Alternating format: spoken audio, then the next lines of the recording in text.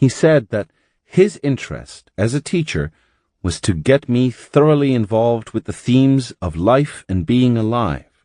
That is to say, with the difference between life as a consequence of biological forces and the act of being alive as a matter of cognition.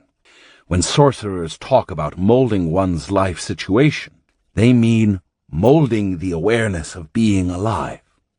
Through molding this awareness, we can get enough energy to reach and sustain the energy body, and with it, we can certainly mold the total direction and consequences of our lives. Don Juan ended our conversation about dreaming, admonishing me not merely to think about what he'd told me, but to turn his concepts into a viable way of life by a process of repetition.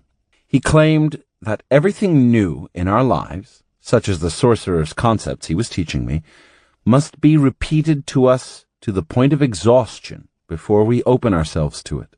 He pointed out that repetition is the way our progenitors socialized us to function in the daily world. As I continued my dreaming practices, I gained the capability of being thoroughly aware that I was falling asleep, as well as the capability of stopping in a dream to examine at will anything that was part of that dream's content. To experience this was, for me, no less than miraculous.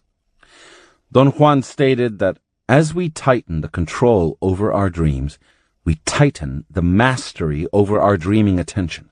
He was right in saying that the dreaming attention comes into play when it's called, when it is given a purpose.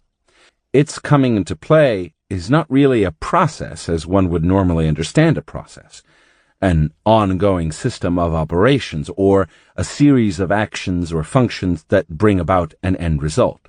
It is rather an awakening. Something dormant becomes suddenly functional.